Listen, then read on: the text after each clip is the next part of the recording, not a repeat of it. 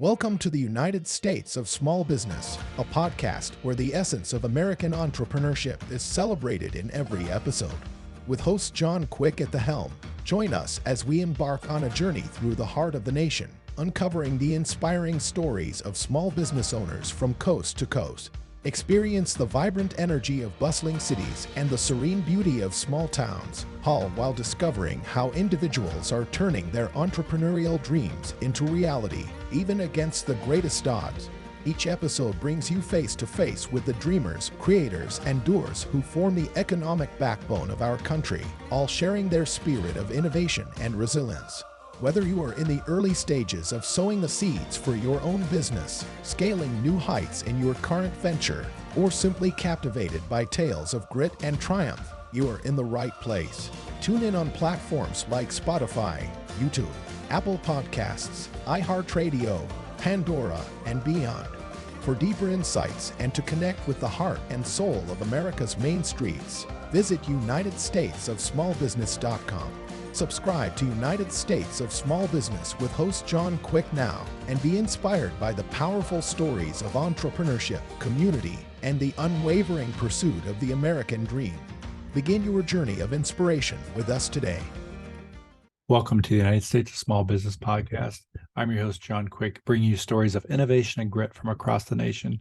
Today, we're in Utah with Henry Barlow, the founder of Utah Beef Producers. Started in 2022, Henry's mission is simple: deliver the best beef while supporting Utah's ranching legacy. It's a story of passion, quality, and pursuit of excellence in the beef industry. Henry's journey from idea to plate showcases the challenges and victories of modern entrepreneurship. Stay tuned as we uncover the story behind Utah Beef Producers and the man who's raising the bar for beef across America. So without further ado, Henry, welcome to the United States of Small Business podcast. Great. Thanks to be here, John. Well, man, talk about a really cool business that you all have. Utah Beef Producers. Tell me what inspired you all to start this. Seems like a pretty big undertaking. Yeah, it's been a really big undertaking, and just being a small rancher myself, waiting for a kill date and seeing ranchers that play in a lot bigger space than I do, that when they can't get a kill date and they've got cattle finished and ready to go and they have no options but to feed them out or go take whatever anybody's going to give them. We're trying to just create a different option for those people. And in the farm and ranch community, there's, several reasons why we're kind of under attack. And one of the things that, has been brought to my attention is this: right now in the United States, 14,000 small ranches and farms go extinct every single year. And it's things like, can you imagine being that guy that has 100 head ready to go and he's got to feed them for another 3 months? So any profit that you may have made, you're going to feed out. So there was a massive need in our region. And I know that people have been thinking about it and talking about it for 30 years. So I decided to do something. Nice. And how important is it to have like another option for a community? Because I mean, I've seen stats where it's like 3 companies own the majority of every, piece of beef that's produced in the U.S. How important is it to have another option that's more local based? Well, I think it's really important. And in this region, I mean, I think there's somewhere around 500,000 cattle that leave Utah every year and get fed out somewhere else. And I think that with the freight costs and the diesel prices the way they are, I mean, a lot of these guys are paying $60 to $70 a head just in freight. So guys that are playing at a medium level, they could end up buying themselves a brand new pickup every year with what they save just in freight. So it's a big deal to be able to just regionalize a little bit and give somebody a different choice. I mean, let's face it. I mean, we're not going to be what feeds all of America. It's like we don't play in that big of a sandbox, but I think we're playing in a big enough sandbox that we can really make a difference to so many of the ranchers and producers in the region. How's it been community support wise? Have they kind of rallied behind what you're doing and excited for you guys to open? It's been incredible, like unbelievable. I had no idea we would have such a tidal wave of energy all around us. And we've had support from the city, from the county, from the state, the ranching community, the actual, just the non-farm ranch community. I mean, it's been amazing. I think across America, 50,000 people have, kind of been awakened to a different possibility. That's pretty cool. So my guess is you'll sell stuff to where maybe somebody online can also buy something and have it shipped to them. Is that going to be a possibility down the road? Yes. Yeah. I mean, from right here in Richfield, Utah, a quarter of the meat eaters of America are within 2 days ground from where we're at. So it gives us a lot of possibility to help a lot of people with really competitive freight rates. And we'll end up being able to actually go further than that if people are willing to pay the cost of air freight. So having the shipping lanes in place and having the production that we have, the capacity to do, having the ability to do it on a large enough scale to where when you're buying boxes, say, and packaging supplies, you're buying them a semi-load at a time. So you've got competitive rates, and that ends up helping the overall cost of the product. That's pretty cool. So what are some, you built this thing from the ground up. What's one of the biggest lessons you've learned along the way? Today I heard is almost opening day. So you probably learned a couple lessons along the way, I'm assuming. Well, it's not been a couple, it's been a couple thousand. And, I'll just start by saying that I like to be up to something so big that it's destined to fail without God's support. And we've absolutely had God's support. So first and foremost, that. And secondly, just I feel like everything that I've been doing my whole life and all the different businesses that I've had and ran and have, why I feel like they've been getting me ready for what I'm doing right now. This is a big, big lift. And I certainly couldn't do it without, the support staff that I have and the family that I have that's rallied around me. And I mean, this is 57 weeks. Let's say no, 74 weeks today, be it in. And that's been a great personal sacrifice. And not only that, but when you start out on something like this, nobody wants to finance a project like this. And it took a lot to get that done.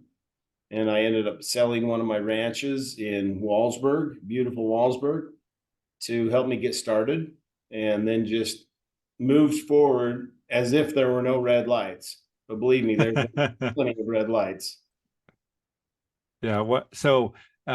Who's been somebody in your life that you've looked up to? I'm sure you've had to at times kind of reach back and be the one that motivates the team to keep pressing forward. But who's been somebody in your life that's been an inspiration or a hero for you, and why? So for sure, my dad. I mean, I watched my dad, we don't come from money. I watched my dad when he didn't have two nickels to rub together, when his brother could not buy a job in construction. My dad was not only in construction, but he was also a truck driver. We would go pour concrete all day, and he would go drive truck at night till 1 o'clock in the morning, and we'd rinse and repeat and pour mud again at 6 o'clock in the morning. And I watched him share his paycheck with his brother to give him work so that we could build our little shop. And as a young kid, I thought, Dad, you're never going to get this done. But Dad was always steady about the way he went about things. And he was just an excellent example of, humility and stick to it, and just a lot of grit at a time when he did not have money. Like we grew up poor. We did not have money, and Dad just kept on grinding at it. And it's amazing how, the grit and determination. And I think for me, there's been walls that I hit every single week, and I have to just keep showing up. And I think that's like life. No matter what, if you just keep showing up, do your part, I think God always makes up the difference if we do our part. Yeah. Well, you mentioned God and faith. How big a role does that play with keeping you going in the day-to-day monotony of building a large business? It's the biggest reason. Okay. So we're going to have some fantastic opportunities here to serve a lot of people. But the reality of it is, and my staff's heard this from me, is that we're first and foremost in the people business. And beef is just an excellent byproduct of what we're up to.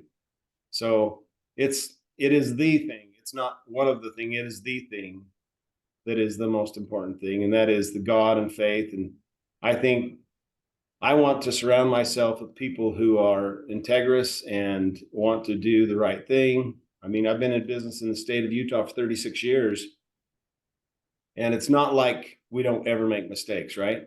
But the real test of somebody is what you do when you make a mistake. So it's been extremely important to me to keep God in my life, and the faith of hope and moving forward. Absolutely important. That's awesome. So what's a big dream for Utah beef producers? Let's say you're 10 years from now. Where do you hope it's at? Boy, that's a big question. The thought came to me the other day on, what could this plant actually do in the event of a crisis for this country? And I think this country is headed for some hard times. And so I looked at what we could actually produce out of this plant. And then I looked at the Harvard Health. What does it take for the average person to survive? And that's 64 grams of meat protein. And then I thought about me and the people that I know, and I went, that's not very much, 64 grams. So to make the math easy, I times that by 1.54 to round it up to 100 grams of meat protein. And then I thought, how many people are in Utah and the surrounding states that touch Utah? Those 7 states total 24 million people. And then I looked at what the plant capacity would be. And it was amazing to me. At capacity, we could feed 25 million people the Harvard Health recommended daily meat times 1.54. So said a different way, in the event of an emergency crisis, like how big of an impact could we have on helping the planet? That's how big. Yeah, that's pretty cool. So what kind of advice would you give folks? They're going to listen to this, and be inspired to maybe start their own venture. A lot of times people are weary to start their own business, right? It takes a lot of work, a lot of grit, determination. What kind of advice would you give to aspiring entrepreneurs? Well, I had an opportunity to speak to a couple hundred kids at Snow College a few months ago. And one of the things that I said to those groups as they came through is these were high school age kids, and 13 different high schools were shipped in. And I said, guys, I hope that as you grow up and decide what you want to be, I hope that you have enough grit and courage to stand up for what you believe in. And I hope you have enough guts to give the glory to God, because that's where it belongs. And I think that's a foundation, whether you're starting up any kind of a business. I think when a person is grounded and has the guts to stand up for what they believe in, even when their peers sometimes, are against that, I mean, that creates some moral fabric, and that'll take you places. I mean, that's a lasting thing for you. And so I think that's the foundation. And then I think you've got to be willing to do things that the average person doesn't do. I mean, the grit of just keeping going. Don't quit. Don't stop. I tell my family and I tell my staff, don't say you can't. Ask yourself, how can I? Because what that does to me is it puts my mind starts working on a solution instead of focusing on the problem. And then at 3:00 in the morning, God's time, that's God's time with me. And that inspiration comes. But you've got to set the foundation for how you receive that inspiration by speaking to yourself the right way.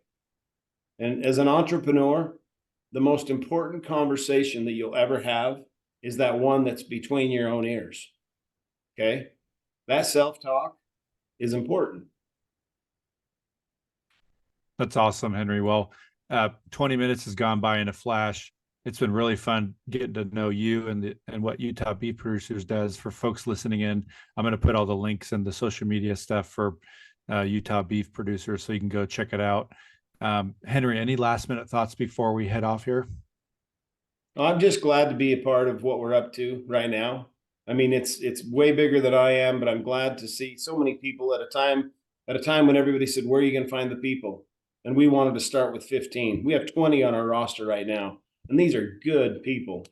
So I am so glad to be able to provide opportunities in this area for the rancher and the employees. That's awesome. Well, you're a bright, shining star in Utah, Henry, and we wish you nothing but success here.